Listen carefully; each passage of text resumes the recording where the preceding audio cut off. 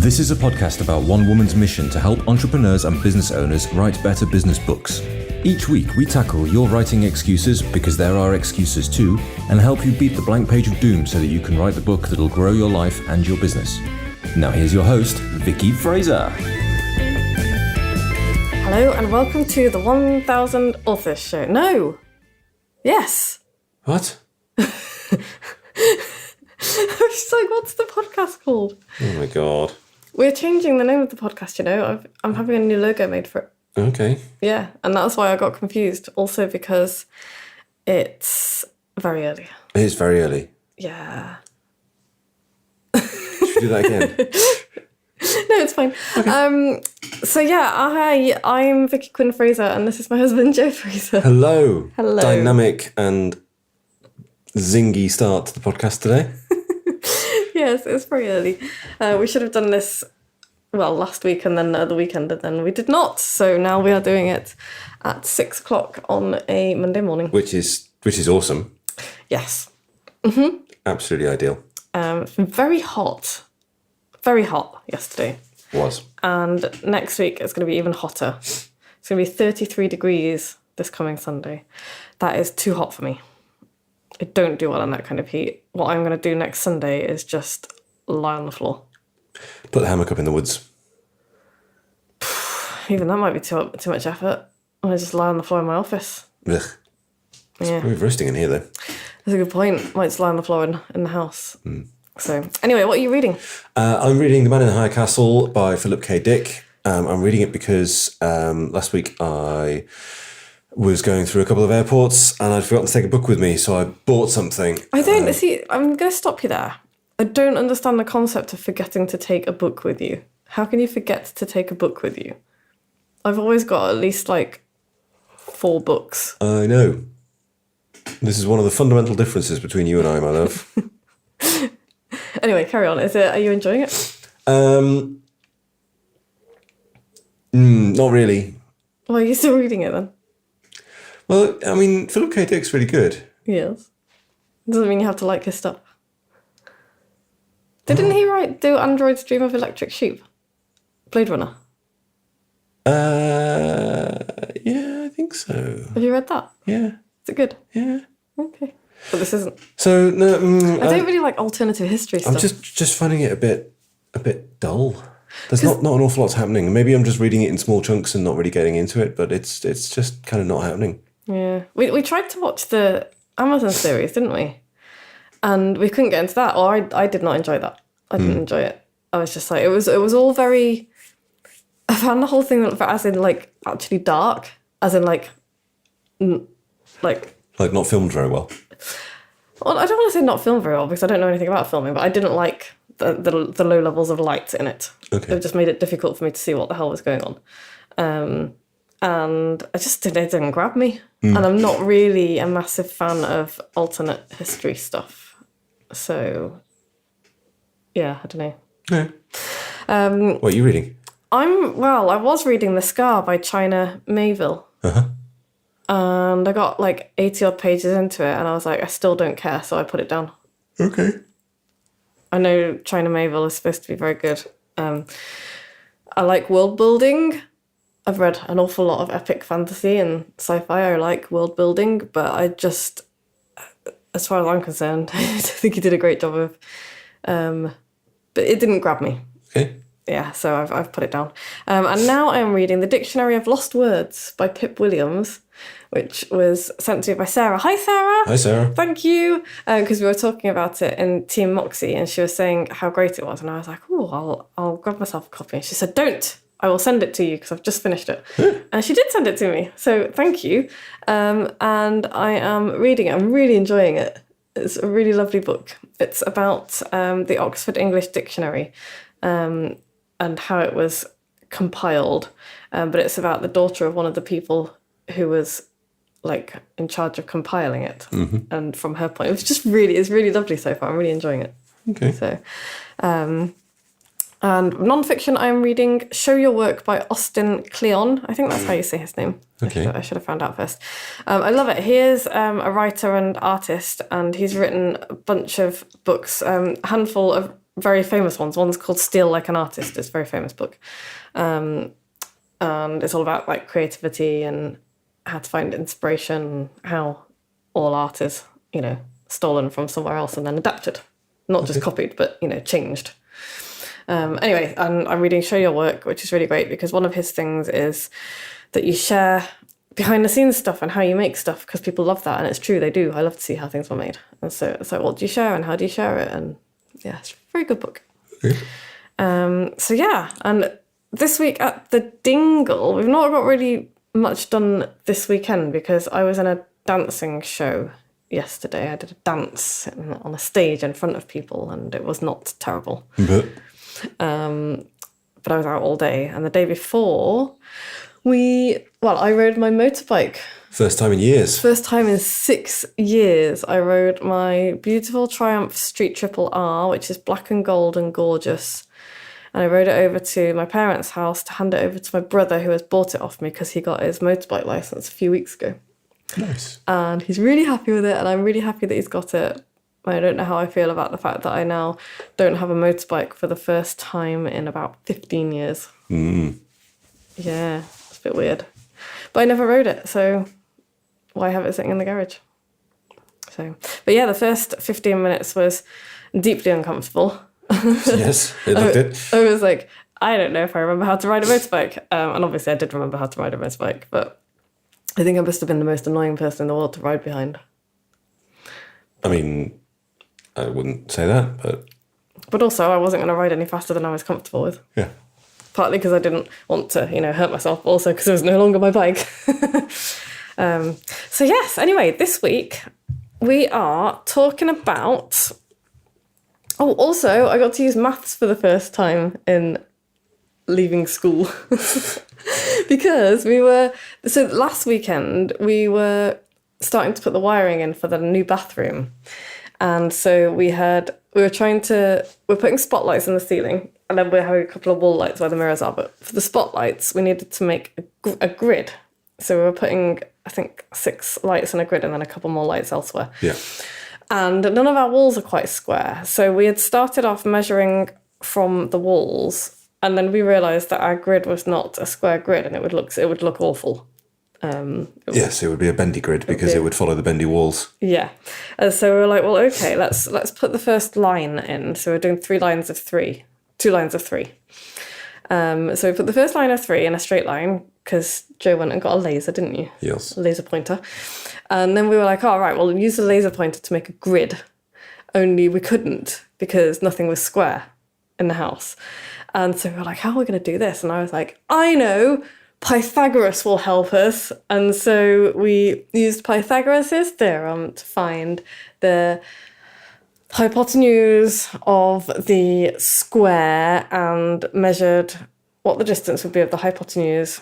And we did 2x, it's x squared plus x. I can't remember Pythagoras off the top of my head. Anyway, we did Pythagoras and we made a perfectly square grid. Yeah. Yeah, it was great. Good.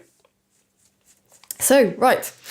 And one of the things that we discovered was that, well, no, we didn't just discover it. We just do this every single bloody time. We're like, we need to do some stuff on the bathroom. And then we sit there and we faff and we don't until suddenly we do. And then we get a flurry of stuff done. And then we're like, why did we not start this earlier? And this is me every single time I do anything, but particularly writing. It's like if I want to go training trapeze, I have to peel myself off the floor to go and do it. And I enjoy it once I'm there. But it's like, how do you get started on stuff? Oh, that's me and Joe both yawning hugely. It's very early. And so I know that a lot of people struggle with getting started, some more than others for various reasons. But I wanted to share my top 10 tools to help you get started on writing. Like just get going. Yeah, not necessarily start your book, although that might be it, but just get going. Because it can be very, very difficult. Getting started is the most effort. It's like, which I think is physics. It's inertia, isn't it? Inertia of not doing it. Yeah, inertia is like one of the most powerful forces in the universe, and to overcome it requires an awful lot of energy. Well, it's like starting a car requires more energy than everything else, doesn't it? It used to, didn't it? Used to use the most energy. I think that's changed now with cars. Anyway, it's like if you want to like roll something down a hill, you have to apply energy to give it its first shove, and then it'll just kind of, trundle on down. Momentum. 2 thumbs. Yes, two thumbs. So this week we're talking about starting stuff. Finishing stuff is really tough as well, but we're not talking about that this week. Starting stuff. And I wanted to share some of the tools, techniques, and tricks. And I know tricks is a bit of a dirty word in the marketing industry, because it's like, oh, this one trick that will have people paying you £1 bazillion a year for whatever. But no, if I want to really do something, I need to trick my brain, and that's okay. It's okay to do that, because we do what works, right? Yeah. Yeah. So I'm just going to run through my 10 things. 10 things? Yeah. Thing the first is the put away a knife technique. Okay. I did not realise that I had been doing this for years. Anyway, but I heard about it being called the put away a knife technique from a guy on Instagram called Matt Reichel, and his Instagram handle is @MattReichel_boom. It's MattRaekelBOOM, and I'll put the link in the show notes. But he creates a lot of content about ADHD. And so I follow him, and I didn't realise that it was a thing. So the idea is that you have a big thing to do, which for me is one of the most difficult tasks of all, is putting stuff away. Right. And so, for example, you might want to put away the washing up, and it's like, oh, that's a lot of stuff. I'm just not going to do the washing up, and then you end up with no clean glasses or no glasses that are out in the cupboard. So instead of tackling it all as one big thing, you go, I'm just going to put one knife away because I can do that. Just one knife. And so you put the knife away. And then by the time you've done that, you might as well put another knife away, and a fork, and a plate. And as long as you don't get distracted halfway through and rearrange your cupboard, then that works really well. You will have put the things away. You'll have put the things away, but you'll have only set out to put away a knife. Okay, so you're taking the big, horrible task that you don't want to do, and you're just resolving to do a small percentage of it. Yeah. And that gets you started. It does. And sometimes that's all I'll put away because, something else will happen. But that is a thing that you can do. So this works. This works well. Often, not always, but often. And you can apply it to writing as well. So the way I apply it to writing is not even I will write one word, because quite a lot of the advice that I read online for get started is like, oh, just write one page or just write one paragraph. But no, sometimes that is too much. So instead of I will write one word, instead make it I will pick up my notebook. Or I will open my notes app on my phone. Or I will pick up a pen, or I will stand up. Because sometimes it's like the preparation for the task is almost as insurmountable as the task itself, isn't it? Yes. Putting yourself in a position where you can do the thing. Yes. And so that's another thing that I do, is I make sure that if I have a plan the next day to write, I will make sure that I've got all my stuff, arranged. It's like I'll have my notebooks. I will have the tabs that I need saved if I've got some research that I need to read. I will have, I have the stuff that I need available to me, so I don't have to spend half an hour faffing. That's a different tip, though, isn't it? Kind of. It's not even in this one. Yeah. No. So that's a bonus tip for you. Bonus tip. So yes, make sure that whatever pick a first step and make it the tiniest thing that you can possibly do and not fail at. So yeah, and that might be different for everybody. Yeah. And it'll probably be different every day. Sometimes for me it is stand up. And sometimes I can't do that. So I'll be like, open my notes app. Okay, second thing is the teeny tiny word count limit. And this is related to the first one, but my teeny tiny word count limit is aim to write 3 words. Just 3 words. They don't even have to be related to your book. But just write your 3 words and see what happens next. It might be, I hate this. It might be, I love this. It might be, butts and bananas. Or, now I'm here. I may as well carry on. Yeah. So that is my second tip. It's like, it doesn't have to be 50 words or 100 words. It could just be 3 words. 3 words. Okay. Third tip. I've noticed that in my notes I've skipped number 3 altogether and gone to 4, but that's my third tip. Stealth writing. This is one of my favourite things at the moment because although I'm a big fan of outlines and reader journeys and things, at the moment I am currently writing a memoir, except I am doing no such thing. Okay.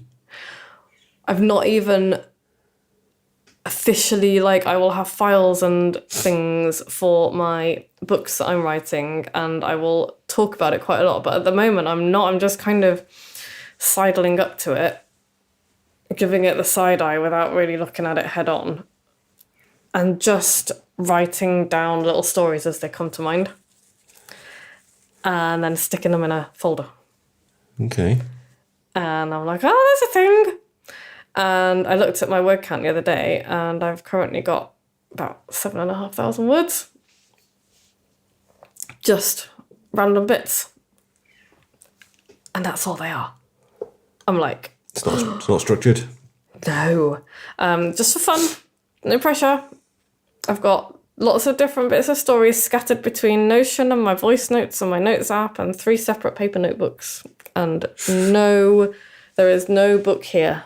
No sorry, nothing to look at. Nope. Okay. Yeah. So you can stealth write. That is a way to do things. You don't have to, announce it bigly. That's another thing that is advice that is bandied around online. Announce everything. And that can work. But it doesn't always, and it doesn't for everybody. So if that's a thing that is just going to make you feel ashamed, don't do it. Don't do it. Yeah, just stealth write. And then when you've accidentally got 20,000 words or whatever, maybe that's when you can then go, oh, hey, look, I've got a third of a book here or a half book here or whatever. And then you can be like, oh, I'm doing a thing. Well, put a bit of a structure by it and crack on. Yeah.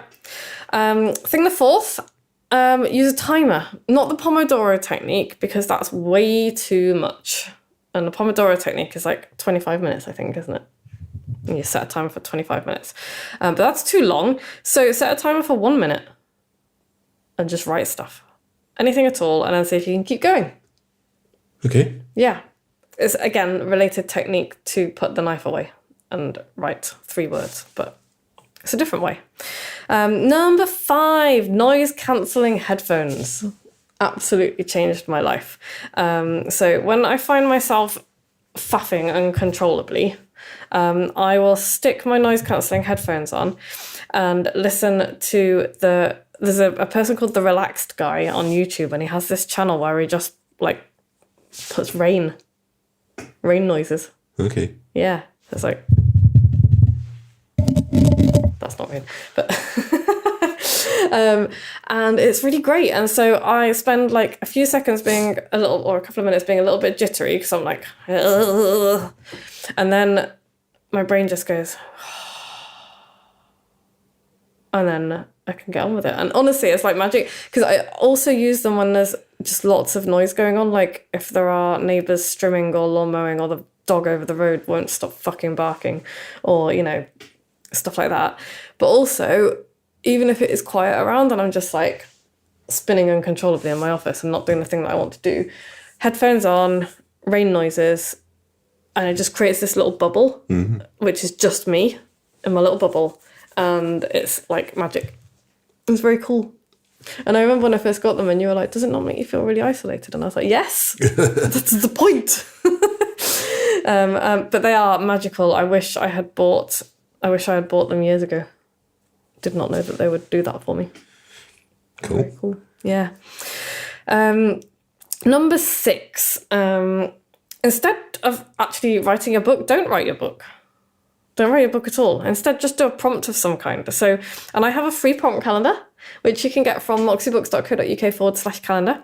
Or here is, and that's a daily prompt every day on just something totally random. Use that, start writing with that. If you're like, oh, I want to write my book, but I don't want to write my book. It's like, okay, don't write your book. Do a prompt. Or you can like open a book at random, close your eyes and point, and then use the word that you're pointing off as like a trampoline. Or, and this is one of my go-tos, write about socks.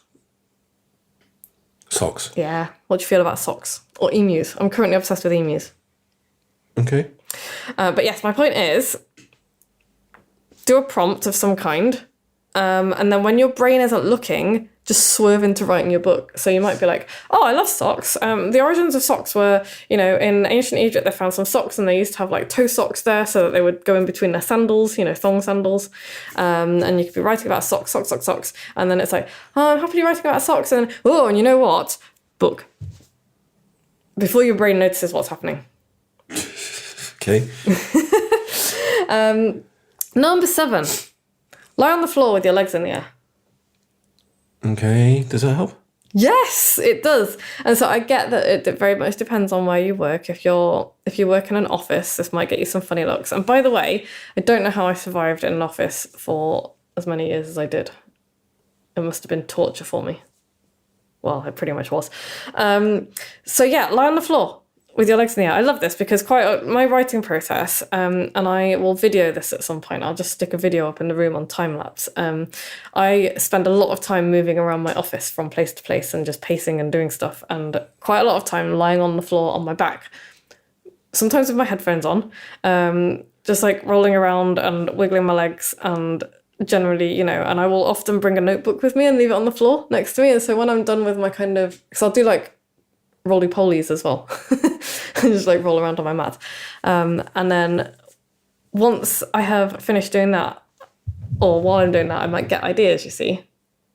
Because I'm not just sitting at my desk like a lump of potato moving around. And so I will grab the notebook that is by my side or the phone that is by my side, and I'll be like, oh, I've just had an idea, write it down. And that can be a really good way to write as well. And then number 8, routines. Okay, this is super important. Cannot stress enough how important routines are. To me, definitely. If somebody messes with my routine, it totally destroys my day. Cannot deal with it at all.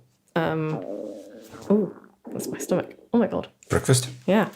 So yeah, I need routines because otherwise just nothing happens. So I plan my day really minutely. I know that there might be people listening who are like, oh man, isn't that like really restrictive? It's like, no, it's not actually. What's really restrictive is having nothing in my plan in my day, because then nothing will happen. Or having one thing that you're doing for 10 hours. Oh God, yeah. And it's just, that's not how I work. And bear in mind that all of this stuff that I'm sharing is stuff that I have found that works for me. I'm not saying that it will work for everybody. I'm not saying that it will work for you. Some of these will probably work for you some of the time. And I just wanted to give you a bunch of stuff you could try. So this is not what I do every day. Like, I don't do these 10 things every day. It's like different stuff that works for me. So, but routines is a thing that I do every day, because otherwise I get extremely stressed. So like I got a text from, a message from a neighbour a few days ago. I'm looking after their pet this week, and she had said, can I drop his food around this afternoon? And I said, no, because even something that small, even though it would only have been 5 minutes, it's a change to my routine, and it would have completely destroyed my afternoon. Mm-hmm. Because it just would have knocked me out of it. And so I was like, no, I will come around and get it this evening if that's okay. Because that I can do. So little things like that, that makes a big difference to me. But yeah, plan your day really strictly. Doesn't always go to plan necessarily, but when my day is not planned, it absolutely goes to shit. So planning your writing time. Like if that's all, maybe you don't need to structure your day that tightly because you're a person who can just think about doing things and then do them.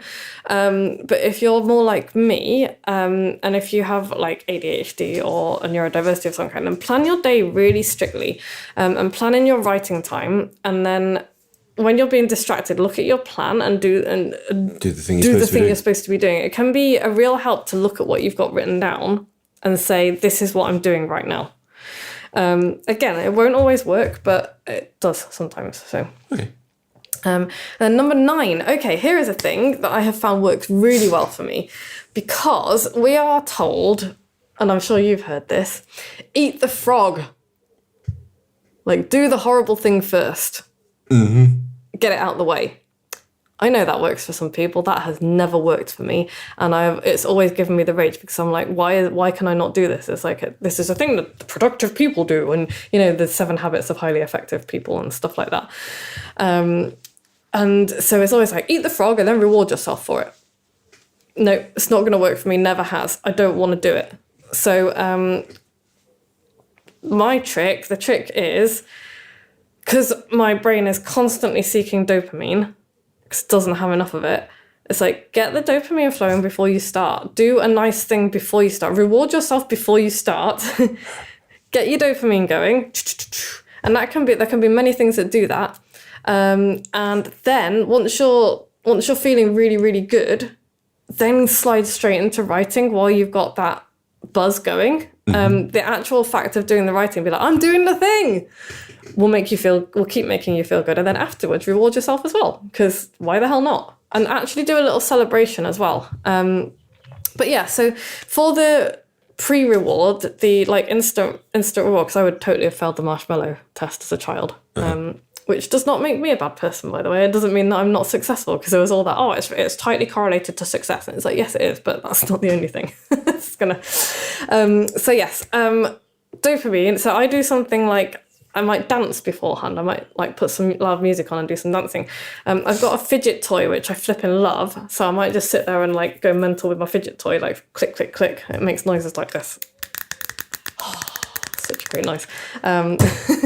And that's, by the way, that's a way that I can now watch longer videos, because I just sit there and mess with my fidget toy while I'm watching the video that I'm supposed to be watching, instead of like opening 5 tabs and then having to rewind and listen to it 4 times because I've done something else. So yeah, do something that makes you feel good, and then slide into writing while you're feeling good, and then reward yourself afterwards, and actually give yourself a little cheer and be like, yay, I've done the thing, this is great. Because that's really important. And then 10th thing, use a template. Okay. Because sometimes the task is just too big. Blank pieces of paper are difficult. Yeah. It's just like, where do you start? So I've made some templates to get you started in a structured way. Not a blueprint, not like you're going to write a book that looks like everybody else's book, but like a structured bunch of questions to get you started on an aspect of writing your book. And I've got one for a reader journey, one for an outline, one for your big idea, just to get you talking about all of those things and get you thinking about it a little bit more deeply as well.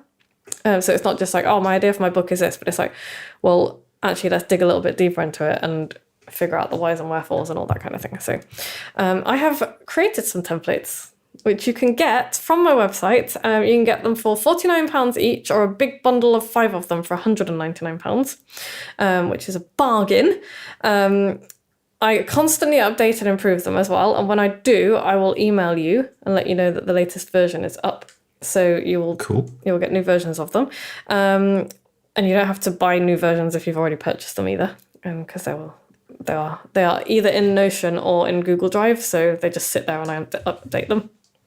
But you can get them from moxybooks.co.uk/start-your-book-templates. The link is in the show notes. And finally, be kind to yourself, because a lot of the stuff that we see about writing and productivity and getting started is created by normal people for normal people, people whose brains work in a typical way. And if you find yourself failing at writing, even though you've tried all of the things that these people have said that you should try, and you're like, why can I not do this? It's not you. It's not that you're broken, you're not a failure. They weren't meant for you. They don't work for us. They're really good tools for many people, they're not really good tools for people like me. And so I'm done with spending years being like, this thing is not working for me, therefore I am broken. Absolutely not. Find what does work for you, even if it's weird, find what works for you. So try these things that I have suggested. I've also got an article with all this stuff in that you can find on my blog. I'll put the link in the show notes to that as well. And remember also that this list isn't exhaustive. It's not, these are things that will definitely work for you. It is a start, and you will find your own way from this. And hopefully some of them will work really well. And if you do try a bunch of them and one of them works for you, and you write a page of your book, then yay! That's fucking awesome. And then please, email me and let me know. Yeah. I would love to know that this has worked for you. And celebrate your tiny wins, because if we can attach celebrations and feeling good to doing the things we want to do, we will do more of them. So yeah. Have you got anything to add, Joe? Nice. I think that's a pretty good list to go on. Yeah. I feel like you haven't talked much, sorry. Well, that's because I've just fallen out of bed. That's It's true. very early. It is very early. So what's the takeaway?